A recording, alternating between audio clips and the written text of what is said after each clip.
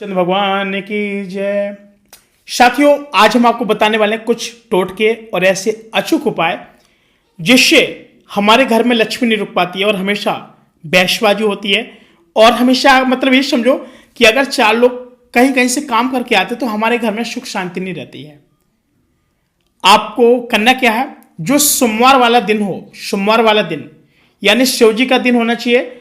और सोमवार के दिन आपको करना क्या है कि नर्मदेश्वर शिवलिंग हुए हैं आप, ठीक है, जो नर्मदेश्वर शिवलिंग है उनका पूजन करना है आपको। और पूजन करते समय कम से कम आधा किलो चावल लेना है। आधा केजी जब आप चावल लेंगे, चावल बात समझना, चावल होता है चावल।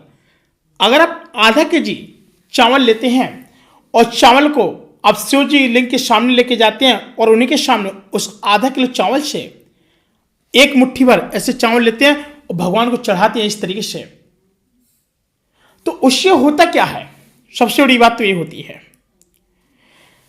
कि जब आप चावल लेते हैं, जब चावल चढ़ाते हैं ना, तो उससे भगवान के पास में क्या होता है कि सुख शांति प्राप्त होती है आप लोगों के घर में।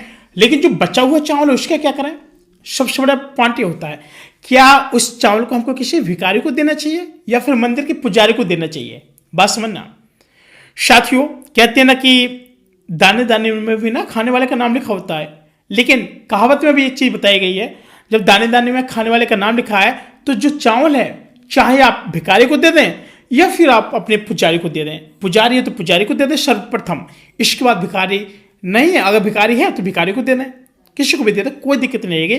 तो आपको बता दें कि इसमें क्षमता के हिसाब से आपको चावल रखना है। शिव जी का विधिवत तरीके से पूजन करना है, सुबह नहाना है, आपको एक घी का दीपक जलाना है और शिव जी से कहना, हे शंकर भगवान, हमारे घर के अंदर जिस प्रकार की दुख दर्द पीड़ा और दर्दनीय काफी सारे इस तरह की जो समस्याएं हैं, आप हमारी समस्या को दूर करें। चावल को आपको क्या करेंगे, एक मुट्ठी चावल आधा केजी लेके जाना है, एक मुट्ठी चावल शिव जी को चढ़ाना है। साथ ही बचा हुआ चावल आप पुजारी को दे दें या फिर किसी गरीब बंदे को दे दें जो वहां पर भीख मांग रहे हों, ठीक है। नंबर एक बात।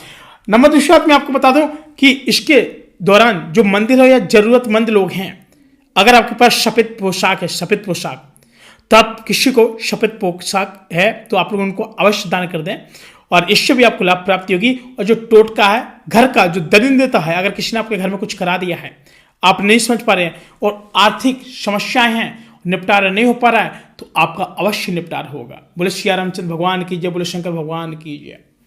साथियों, इस तरीके से आप इस टोटके को जैसे प्रयोग करेंगे, आपका उसी दिन से दिन में कम से कम 1 से 2 घंटे के बाद इस टोटके का असर दिखेगा और आपको कोई लेटेस्ट यानी कोई नई आपको ऐसी खुशखबरी सुनने को मिलेगी और फिर उससे आपको ज्ञात हो जाएगा कि जी हाँ, मेरे इस टोटके ने शायद कार्य करना शुरू कर दिया है। हमारे चैनल पर कभी भी गलत टोटके नहीं बताए जाते हैं और हमेशा लोगों की भलाई के टोटके ही बताए जाते हैं। इसलिए डिस्क्लेमर देना चाहेंगे कि कभी कोई ऐसे रॉन्ग क्वेश्चन मत पूछे तो ये अच्छा रहेगा। और बहुत सारे लोग पूछ रहे हैं कि सर, जैसे मतलब कभी पेरेंट्स के बारे में पूछने लगते हैं, तो देखो, पेरेंट्स जो होते हैं आपके गुरु होते हैं, माता पिता होते हैं, और उनकी रिस्पेक्ट करें। और आपकी भले ही आपकी वाइफ आ गई है तो आप माता पिता की भले रिस्पेक्ट करें, वो अलग बात है, लेकिन आपको करना चाहिए। अगर माता पिता को जिस दिन आपने छोड़ा तो समझो कि दुनिया में आपको किसी जगह पर शरण स्थान नहीं मिलने वाला है। बात समझिए क्या, और रियल बात है, आपका कोई कार्य कभी सिद्ध नहीं होगा जब तक आपके माता पिता आपसे दुखी है, आपसे वंचित हैं। इसलिए कैसे भी हो, माँ बाप अच्छे हो बुरे हो, कैसे भी हो, आपको उनके पास में ही रखना चाहिए। बात समझ रहे हैं साथियों। फिलहाल आज के लिए इतना ही, अनुमति दीजिएगा, हम मिलेंगे पुनः एक नई वीडियो में। आपसे प्यारे श्री कृष्ण की वीडियो को लाइक करके चैनल को सब्सक्राइब कर ले। तब तक के लिए जय श्री राम, राधे राधे, ओम नमः शिवाय।